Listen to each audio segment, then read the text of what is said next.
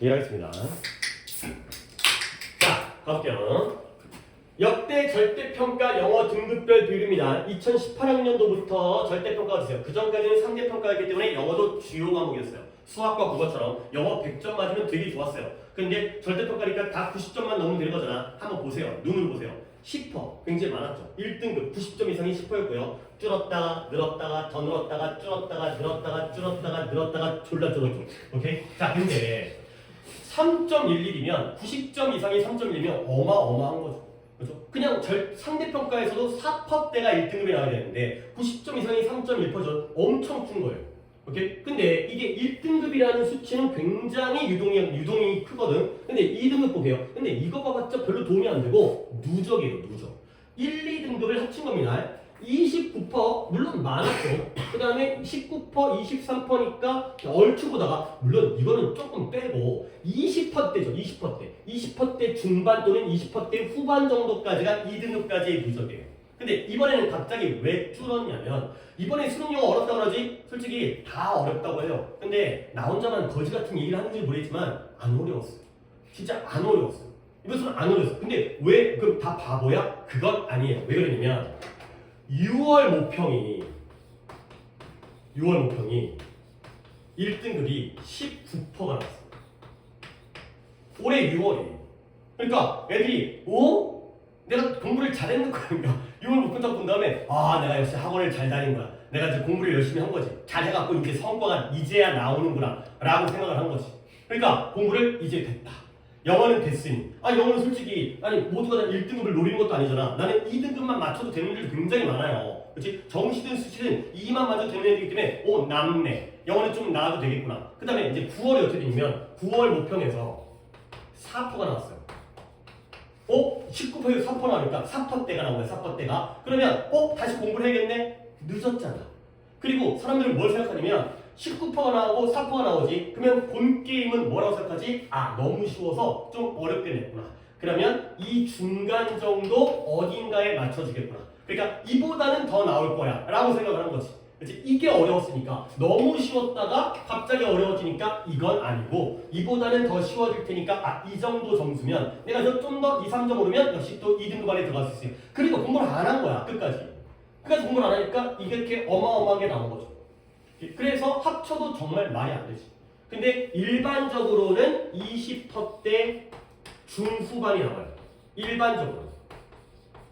그 다음에 3등급 볼게요. 3등급 자체가 몇인지가 중요한 게 아니라 3등급까지 누적. 1, 2, 3등급에 몇 퍼냐면 그거 봐요. 50%도 있고요. 45%, 48, 53% 물론 줄었지. 하지만 아주 많이 줄지는 않았어요. 여기는 비슷하지. 여기 비슷하죠. 46%, 43%. 결국 3등급까지의 누적은 40% 중후반. 이것도 40% 중후반. 그러면 결국 너희가 이제 여기서 뭐만 짚고 가면 되는 거냐면 올해 수능 어렵구나? 우리가 수능 없죠. 우리가 본 시험이 아니니까. 결국 상대평가와 비교하는 거야. 상대평가는 1등급이 4%고요. 2등급이 누적으로 11%고요. 3등급이 23%죠. 3등급이.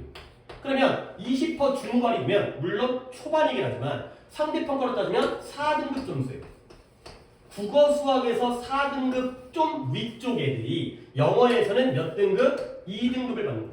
오케이? 그 다음에 40% 중반이면 상대평가에서는 몇 등급이에요? 5등급이죠.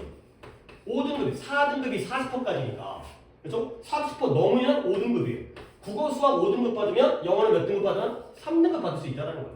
확실하게 아무리 영어가 어렵게 나온다 하더라도 등급을 따는 데는 영어만한 과목이 없다는 거죠. 다른 상대평가의 4등급과 영어 2등급이 어찌 보면 비슷한 정도의 수준이 되는 거고 다른 상대평가의 5등급이 영어에서는 3등급과 2등급을 올릴 수 있잖아요. 2등급을 올려칠 수 있는 게 영어예요. 아무리 어렵게 나오는데 이 어렵게 나온 건 솔직히 출제자의 잘못이 아니에요. 학생들의 잘못이에요. 학생들의 잘못이라기보다는 물론 이거는 잘못했어. 이런 잘못된 메시지를 줬다라는 건 실수였어요. 하지만 문제 출제 자체의 난이도가 잘못된 건 아니야. 니네 그 평가원장 있잖아요. 평가원장 이번에 잘린 거야, 사퇴한 거야, 하여튼 갈렸어요, 평가원장이. 근데 처음에 수능 딱 본 다음에 뭐라고 했냐면 우리는 영어의 1등급을 6에서 8%로 유지하는 것이 목표가 아니다 라고 얘기했어요.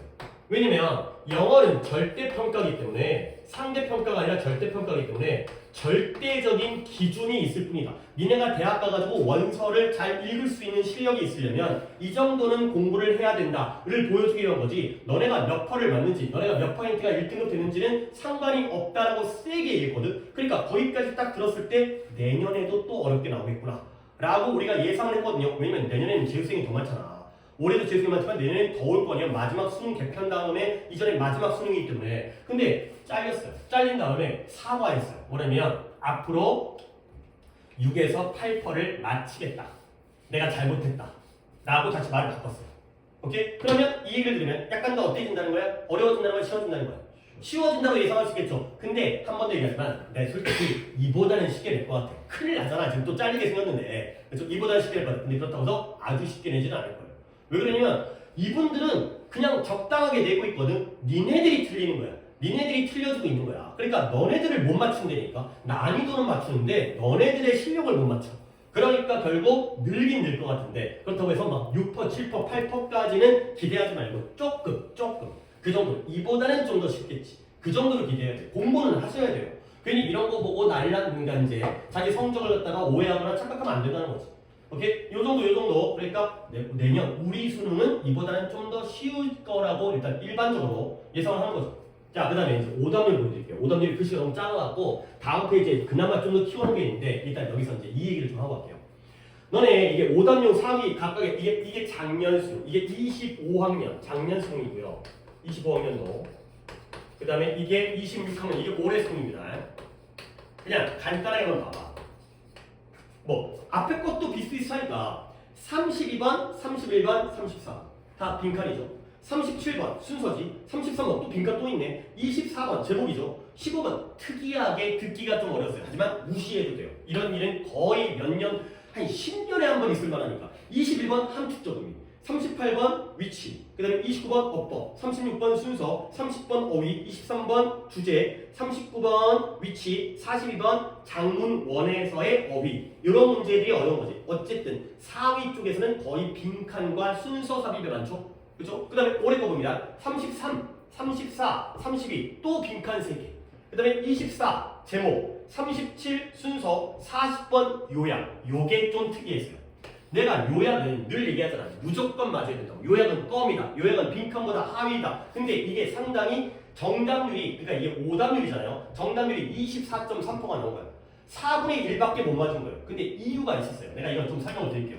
그 다음에 39번 위치, 38번 위치, 31번 빈칸 또 있네요. 빈칸이 여기 있고 여기 있고 4개가 다 상위 10개 안에 들어가죠. 빈칸 아까는 여기 안에 들어가죠. 상위 5 안에 들어. 빈칸은 어려워.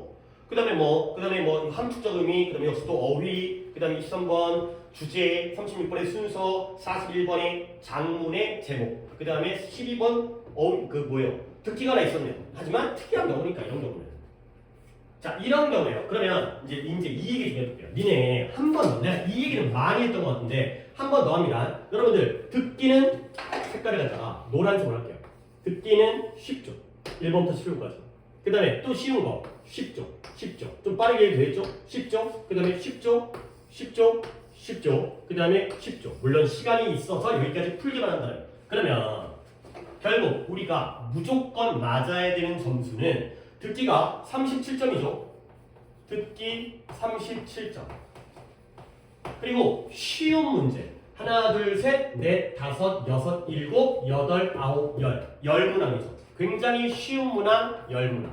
요거예요. 그러면 얘는 몇 점이냐면 듣기가 37점이고요. 얘는 20점이죠. 쉬우니까 3점짜리 거의 없을 거야. 20점이에요. 그러면 합치면 몇 점이에요? 57점이에요. 나머지 43점을 찍었는데 다 틀린다고? 그럴 일 없잖아. 결국 무조건 플러스 알파가 붙어서 4등급은 무조건 나오죠. 4등급이 안 나온다는 건 말이 안 된다는 거야. 무조건 60점대를 맞아야 돼. 선생님, 저는 왜 4등급이 가끔 안 나올 때가 있죠? 그거는 여기를 틀리기 때문에 그런 거지. 그럼 어떻게 되는 거냐면, 얘들아, 듣기는 각자 하셔야 돼. 각자.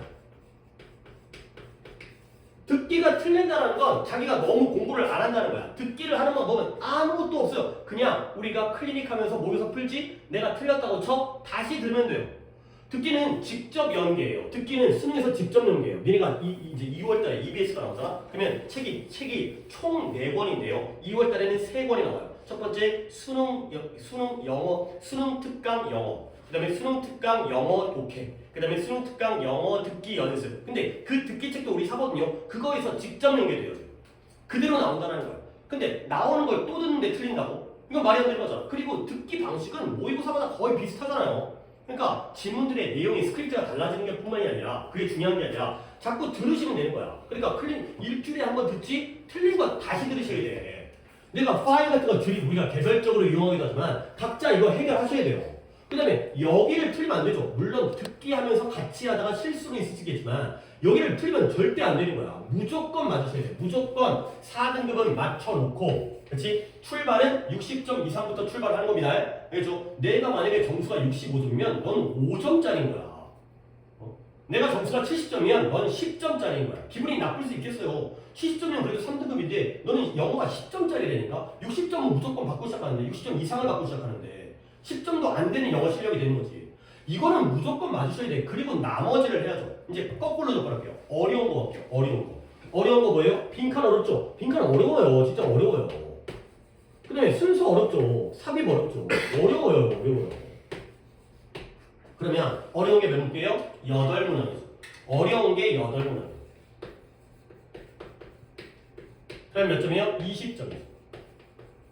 어려운 건 3점, 2점이잖아요. 봐봐요. 여기에. 그러니까 어려운 거 보통 2점짜리 있지만 3점짜리 있잖아. 그러니까 8개가 20점이에요. 그러면 이 8개, 결국 이 8개를 제외한 나머지를 다 맞아야 되는 거예요. 그래야지 2등급이 나오는 거지. 봐봐요. 함축적음이 맞으셔야 돼요. 주제 제목, 그러니까 요지 주제 제목 맞으셔야 돼요. 그 다음에 어법 어휘 맞으셔야 되고요. 무관한 문장 무조건 맞아야 되고요. 요양은 무조건 맞아야 돼요. 장문의 경우에도 무조건 맞으셔야 돼요. 선생님 근데 이 중에 한두 개 틀릴 수 있잖아요. 그러면 빈칸과 순서에서 한두 개를 맞으시면 되는 거예요. 근데 그거 어떻게 맞아요? 빈칸에서 아까 얘기했지만 주관식으로 문제를 푸셔야 돼요. 이 연습을 안 하니까 4개를 다 틀리는 거야. 어떻게 4개를 다 틀릴 수 있어 확률상. 3개는 맞아야 돼 빈칸에서. 근데 최소한 2개는 맞아야 돼. 주관식으로 풀게 되면 보기와 연결이 잘 안 되는 경우가 있을 수 있어요. 나는 이걸로 풀었는데 답이 전혀 다른 비유적인, 추상적인, 속담이 나와버리거나 그런 관용 표현이 나와버리면 하지만 그렇다 하더라도 틀린 건 한두 개로 막으셔야 돼요. 그 다음에 순서 삽입. 물론 순서 삽입을 우리가 지금 당장 하진 않아요. 나중에 마지막에 한 여름부터 할 거야. 여름부터 해도 충분해. 근데 모의고사 때부터 니네가 연습을 한번 해봐. 방법은 좀 있긴 있어요. 이건 어찌 보면 찍기 특강보다는 이게 그래서 지금 문제가 나이라는 거거든. 내가 이 얘기하기 전에 이 얘기 좀 할게요. 약간 규칙성이 있어요. 뭐냐면 36, 7번이 순서고 38, 9번이 위치잖아요. 하나가 3점이면 하나가 2점이에요. 둘 다 3점짜리 아니고 둘 다 2점짜리 아니고 각각 3점, 2점입니다. 그럼 봐봐요. 37번 3점이죠. 그러면 36점 어디죠? 36번 여기 2점이에요. 3점 난이도가 69점 거의 30%의 정답률. 그 다음에 얘는 52% 거의 절반까지의 정답이 올라가죠. 그러니까 3점이 어렵고 2점이 쉬운 거예요. 그러면 둘 중에 시간이 부족하거나 모든 걸 다 투자할 수 없다면 여기다가 2점짜리 풀면 되는 거예요. 오케이? 그 다음에 38번 볼까요? 38번 3점이죠. 그 다음에 39번 2점이죠. 차이가 있잖아요. 10% 이상 차이가 있잖아요. 확실히 이게 어렵다니까. 이게 쉽고. 오케이? 그리고 물론 이런 것도 요령이긴 하지만 순서와 위치가 순서가 재작년에 있었습니다. 둘 다 2번. 니네 이번에 그 내신 시험처럼 2번이 나온 적이 있었는데 대부분 하나가 4번이면 하나가 2번, 하나가 3번이면 하나가 5번 이렇게 되는 경우도 있어요. 그러니까 그런 꼼수라도 발휘하게 되면 솔직히 8개를 다 틀린다라는 보장도 없어요. 어제도 맞을 수 있다는 거지. 여기도 볼까요? 여기에 38번, 9번이 연달아 있네. 3점, 2점. 근데 적차는 그래도 한 5점 차이 나요. 5% 차이 나요. 이게 더 어렵고 3점이 어렵고 그 다음에 2점이 쉽고 6, 7번 아니냐? 7번 여기 있네요. 왜? 3점이죠. 그 다음에 6번 어디 있어? 여기 있죠. 2점이죠. 뭐예요? 25% 차이 나요. 그러니까 2점짜리 갖다가 푸는 게 요령이에요. 2점. 이렇게 풀면 좀 점수를 맞출 수 있으니까 빈칸도 노려야 돼요. 빈칸을 포기할 수 없잖아. 그러니까 8문항은 다 틀리지 않는다고. 그러면 여기 중에서 좀 틀린다 하더라도 이걸로 빈칸 순서에서 조금 더 상쇄를 시킬 수 있다는 거죠. 충분히 하실 수 있어야 되는 거야.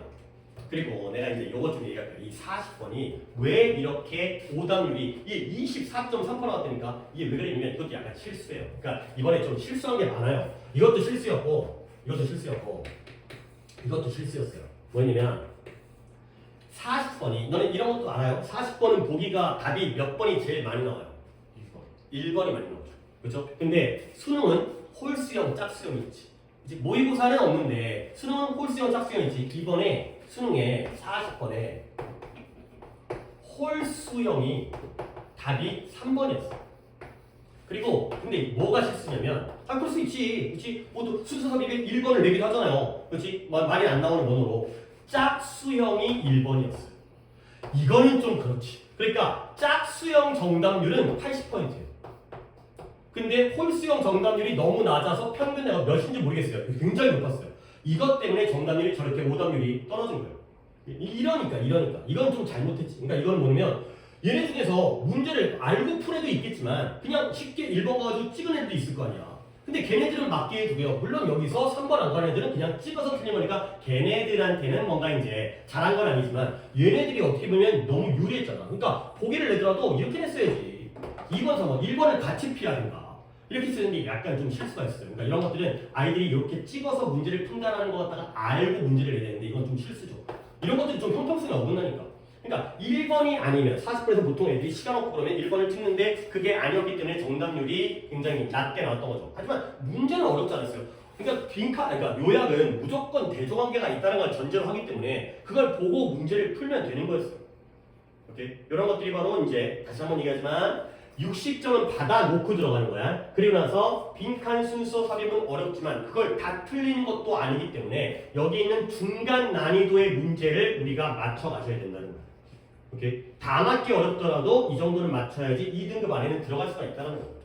자, 그 다음에 이걸 이용했어야 되는데 이걸 이용 못했는데 여기서 그래 이용한 김에 보자. 너네 여기서 이제 내가 뭘 봐야 된다면 뭐 수능 난이도가 어렵다 쉽다를 딱 볼 때 사람들이 보통 뉴스에는 뭐가 나오냐면 제일 어려웠던 문항이 나와요.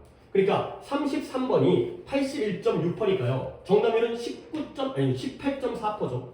근데 작년 문제가 더 어렵네. 이건 17.4%잖아. 근데 이것과 이것을 비교해봤자 아무런 소용이 없어요. 우리는 절대평가이기 때문에 어디를 비교해야 되냐면 제일 어려운 문제는 필요가 없어요. 틀리면 되잖아.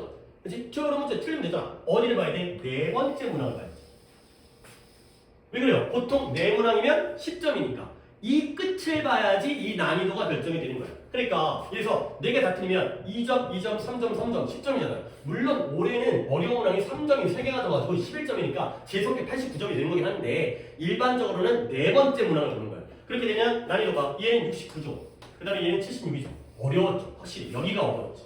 그러니까 등급이 준 거지. 여기는 얘가 더 어려웠지만 여기가 얘가 더 어렵기 때문에 정답률이 얘가 더 낮으니까 그래서 비율이 준 거예요. 오케이? 1등급은 여기를 보게 되는 거지. 그러니까 이 시험 봐봐요. 정답률이 30%예요. 그렇죠? 30%니까 솔직히 아주 못 풀만한 문제. 어렵긴 어렵죠. 30%는 어렵긴 어렵지. 근데 아주 못 풀만한 문제는 아니죠. 근데 얘는 25%니까 상당히 어렵죠. 5% 차이긴 하지만 잘하는 애들 사이에서 5% 차이기 때문에 그러면 2등급은 어딜 봐야 되는 거야? 여기를 봐야 돼. 그러면 정답률이 그러니까 오답률이니까 58.1, 정답률은 41.9예요. 40% 정도는 맞는다는 거예요. 전국의 아이들 중에서 절반 가까이가 맞는다는 거야. 그리고 여기도 큰 차이 안 나죠. 62.7이에요. 37.3%가 맞는다는 거야. 40% 안팎이 맞는다는 거야. 아주 어려운 문제가 아니라고요. 10명 중에 4명은 맞는 문제니까 이 정도는 맞출 수 있다는 거지. 이렇게? 그러면 더 내려가면 여기는 이제 2점짜리가 좀 더 많아지니까 한 12번이 아니라 13번. 한 요 정도? 13번 중간에 걸쳐지는 요 정도가 여기가 1등급 컷이 되는 거고 그 다음에 여기가 2등급 컷이 되는 거고 여기가 3등급 컷이 되는 거죠. 봐봐요. 절반이죠. 이건 더 넘네. 이거는 이제 정답률이 53%가 되는 거고 이거는 48.4%. 절반이 맞죠. 그러니까 남들 반은 맞는 거. 전국에 있는 애들 중에서 반 맞는 문제 정도를 맞게 되면 3등급이 된다는 거야.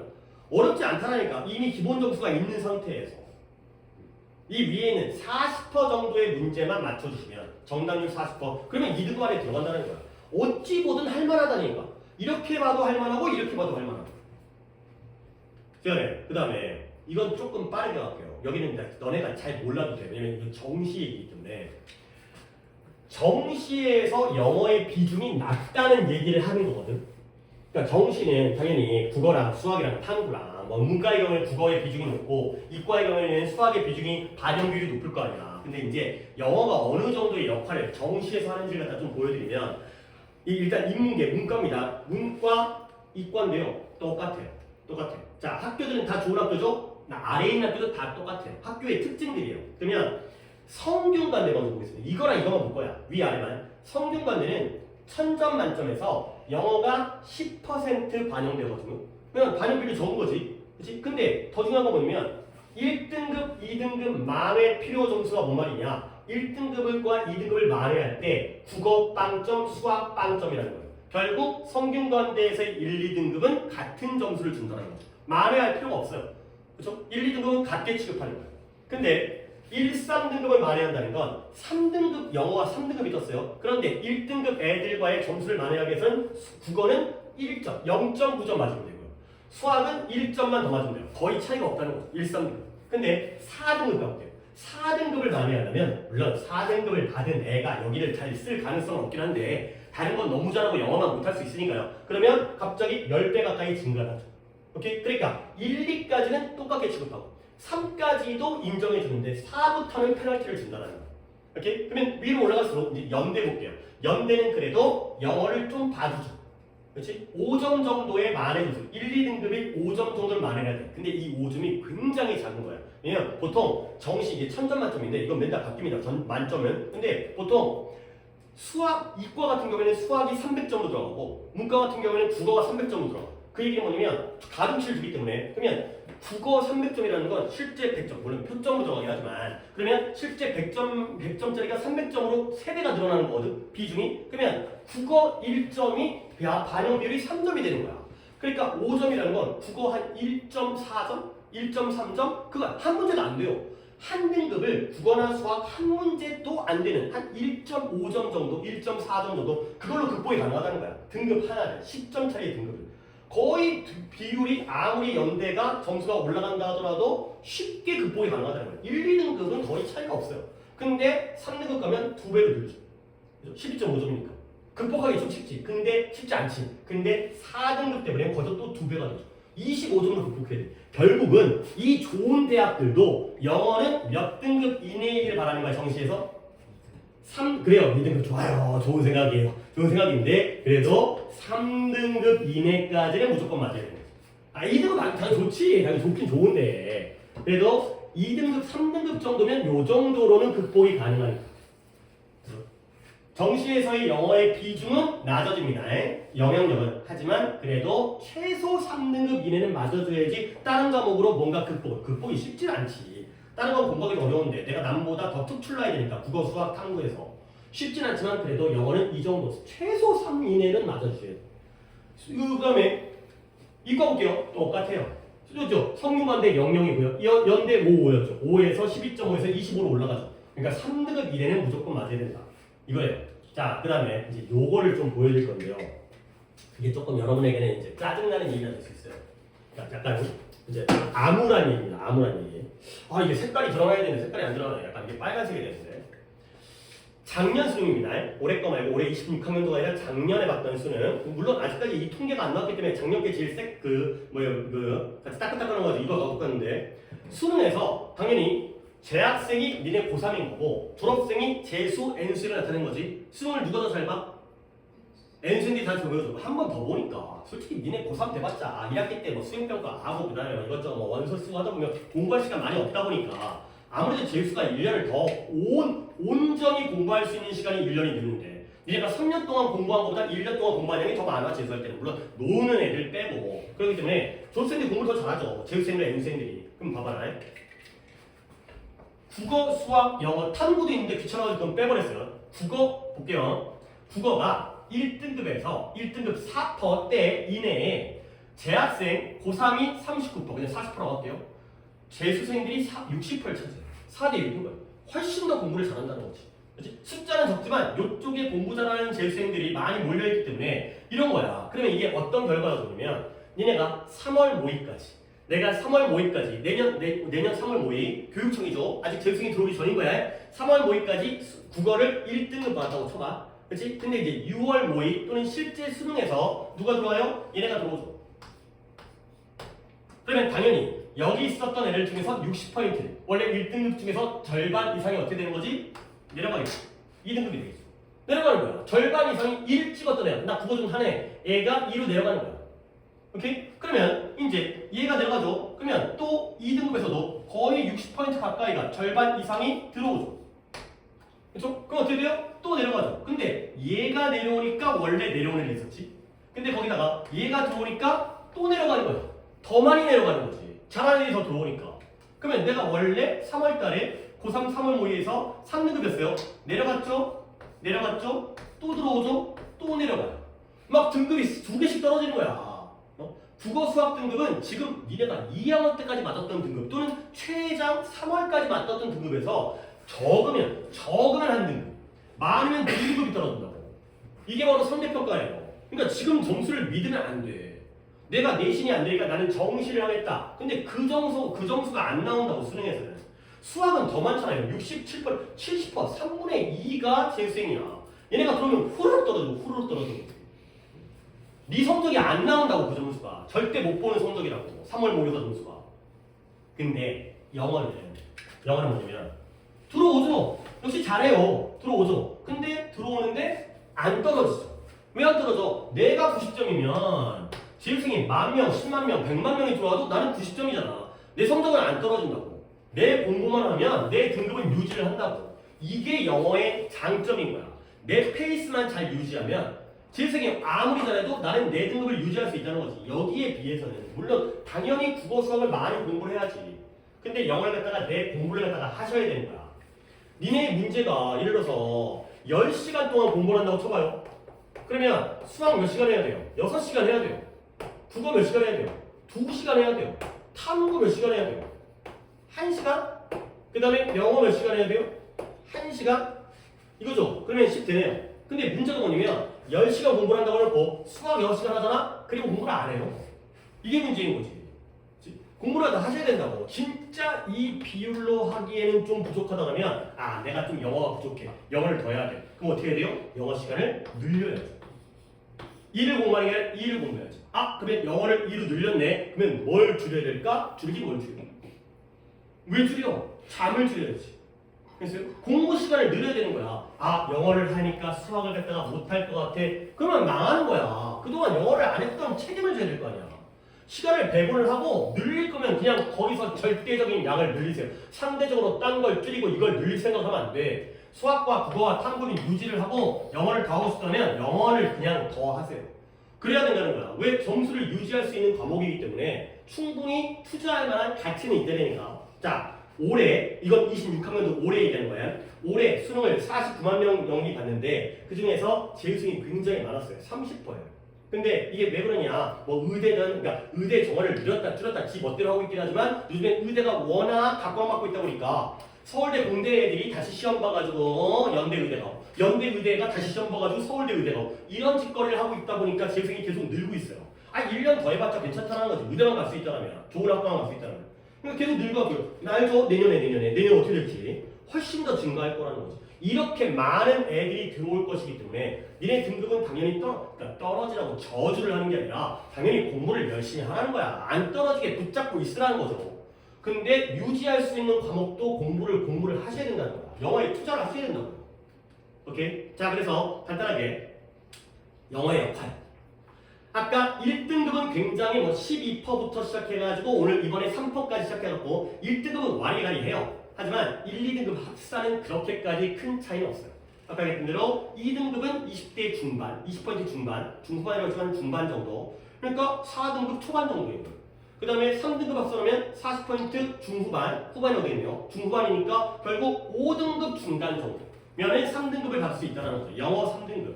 그러니까 정시에서도 3등급은 무조건 맞아야 되고 그 다음에 수시에서도 일일에 맞긴 해야죠. 영어 3 찍으면 최저 맞추기가 쉽지 않아요. 그러면 2등급 어떻게 해야 돼요? 이렇게 하면 되는 거야. 기본 점수 받고 그 다음에 중간 난이도 문제 맞추고 그 다음에 어려운 것도 도전해보고 이렇게 80점을 맞아야 돼요. 오케이? 그 다음에 뭐 이런 얘기 다 쓸데없는 얘기. 그러니까 뭐 열심히 공부하자. 아 이건 좀 의미가 있겠네. 옛날에는 어려웠어요.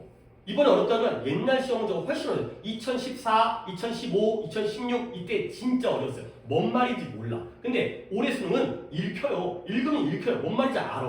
근데도 애들이 못 푼 것 뿐이고 옛날에는 진짜 어려웠어요. 옛날에 이런 문제 때문에 영어도 진짜 많이 했어요. 막 하루에 4시간씩 2번씩 하고 그랬어. 주 2회로. 우리 한 번만 하잖아. 줄여가지고. 근데 이제 요즘은 뭐냐면 선지를 까다롭게 조절을 해. 그러니까 킬러 문항 없애려고 하니까 지문의 난이도는 조금 쉽게 만든 다음에 그리고는 보기를 갖다가 애매하게 만들어가지고 문제를 갖다가 어렵게 만드는 거지. 그러니까 이것도 우리가 글은 좀 쉬우니 이거에다가 또 초점을 맞추셔야 돼요. 그러니까 글이 쉽다고 해가지고 맞추시는 건 아니고 상대적으로 쉬운 거니까. 오케이? 뭐 이런 얘기입니다. 자, 올해 수능 문제를 너네 풀려놓고 하려고 했었는데 그걸 버리겠어요. 그걸 버리고 그냥 설명을 해줄게요. 이게 24번과 40번, 그 다음에 33번과 34번, 제일 어려웠던 게 33번이었어요. 18.4, 20이 안 되지. 그 다음으로 어려웠던 게 칸트 빡세죠. 칸트는 한국말로 돼 있어도 어려워요. 근데 칸트 지문 되게 많이 나와요. 평가원에서 칸트를 좋아해요. 근데 그렇다고 해서 내가 칸트를 아는 건 아니고 나는 시험에 나오는 정도까지만 칸트를 아는데 아 칸트 또 나왔구나. 이건데 어려워요. 빈칸 내용도 어렵고 그 다음에 보기도 어렵고. 근데 내가 이걸 보여주고 싶은 것보다는 오히려 좀 이걸 보여줄게요. 이걸 24번과 40번인데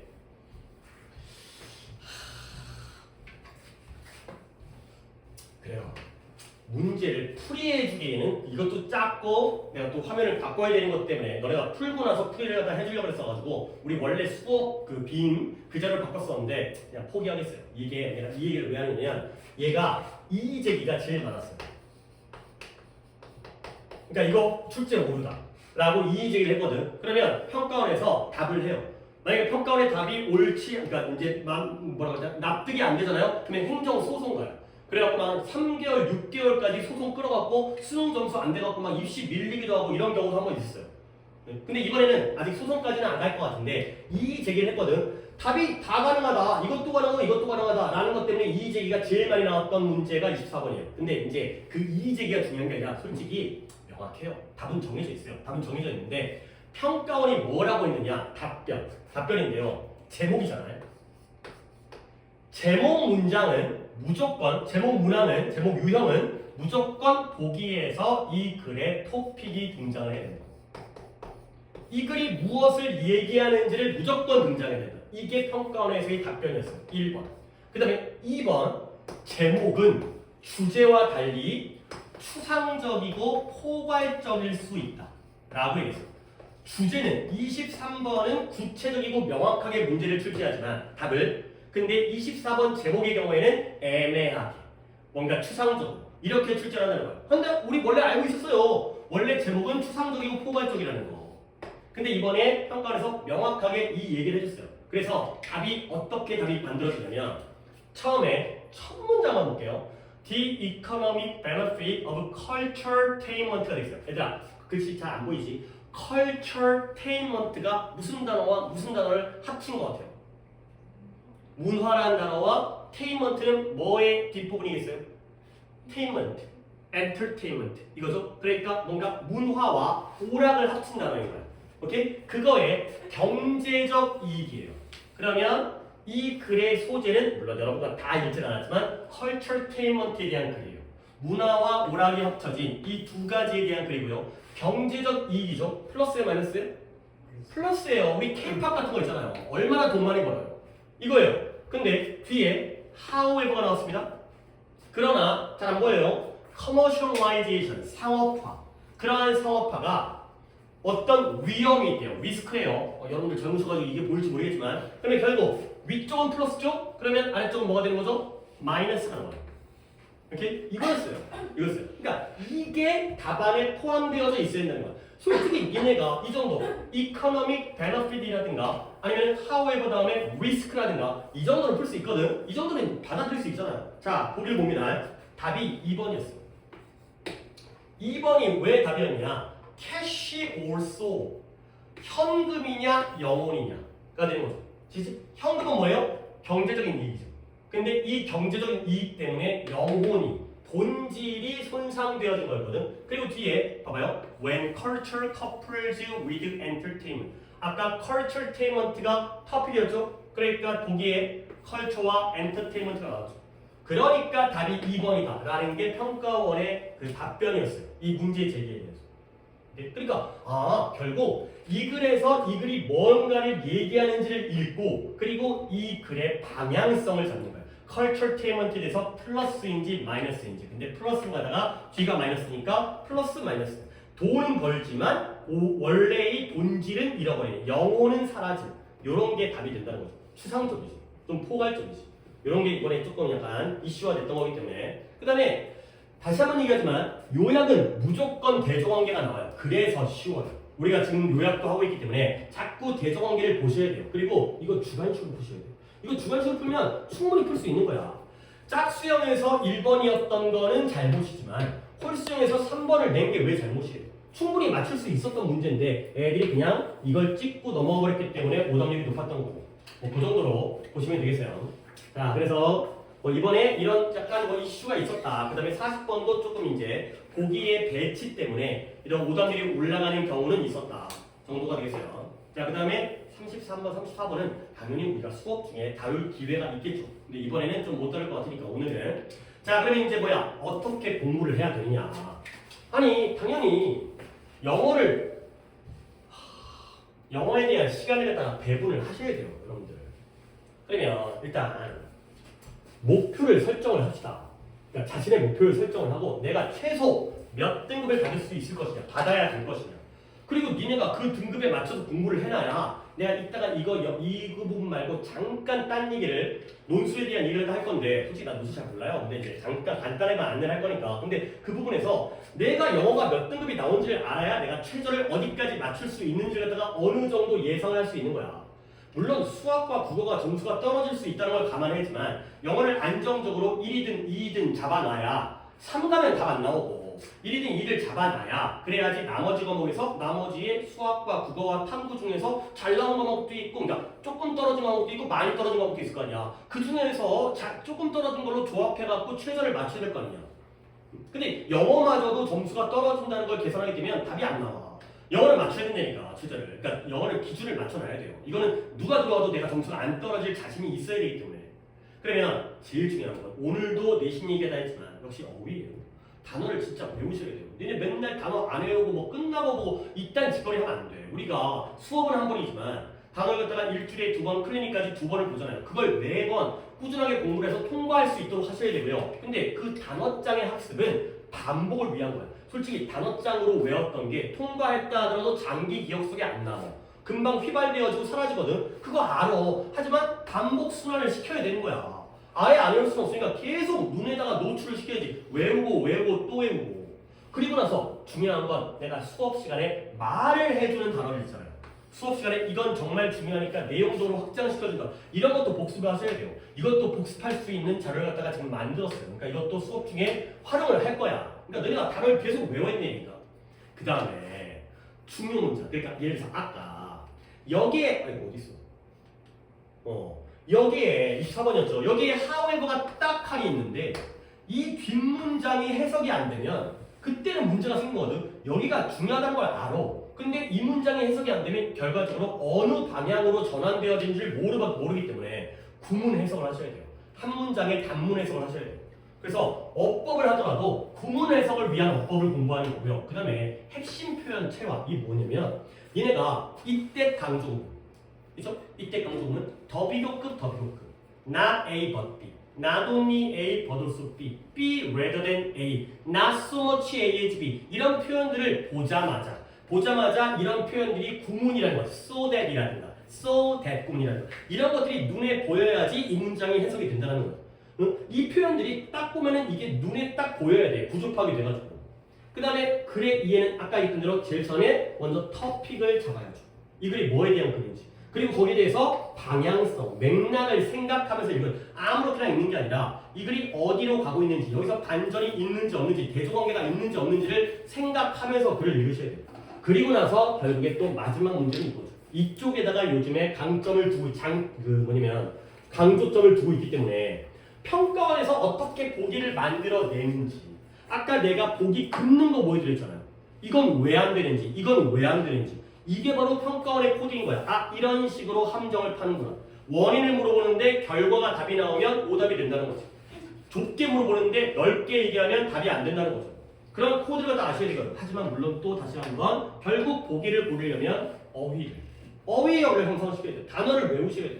단어 안 외우고는 답이 안 나와요, 진짜. 그러니까 이제 여러분들이 이제 2학년이 끝났고 이제 기한을 한번 정해보자. 지금 일단 어디를 줄까? 여기다 하자. 저는 남겨놓고 지금 이제 12월잖아요. 언제까지? 3월까지. 이걸 줄게요. 요때까지 어휘랑 구문을 갖다가 해야 돼요. 어휘 구문이 안 돼 있으면 일단 이게 기초 체력일 거 아니야. 이때까지는 어휘 구문을 갖다가 어휘가 완성이 될 수는 없죠. 어휘는 꾸준히 해야 되지만 지금보다는 수준을 훨씬 더 높여놔야 된다는 거야. 구문은 이때까지 하면 끝내야 돼요. 구문을 더할 수는 없으니까. 오케이? 그 다음에 이제 6월까지. 6월 뭐겠죠? 그때까지 글읽기 해야 되는 거야. 그냥 물론 글읽기를 지금 안 하겠다는 건 아니지만 하나씩 도장떼기를 해야 된다는 거야. 어휘 지금보다는 많이 늘려놓고 구문에서 어느 정도 완성시켜놓고 그리고 동시에 글의 이해를 하면서 이제는 읽혀. 이제는 보게 되면은 글이 뭔 말을 하는지를 알 것 같아. 가 되는 거죠. 그 다음에 9월까지. 아니죠. 이건 9월까지보다는 파이널까지.